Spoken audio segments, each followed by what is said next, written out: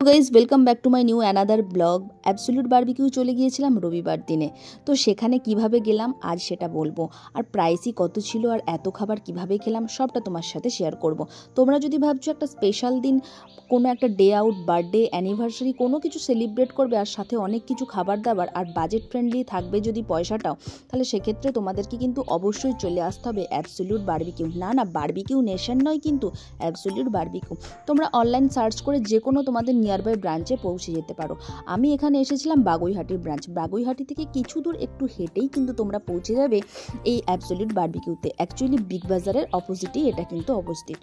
এদের স্টার্টারে এত কিছু খাবার থাকে আর মেন কোর্সে কী থেকে কী না বানে।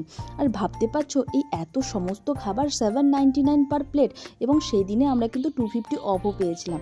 যদি তোমরা উইকেন্ডে যাও 799, আর যদি তোমরা এমনি ডেতে যাও তাহলে সেক্ষেত্রে কিন্তু 699। কেমন লাগলো ব্লগটা অবশ্যই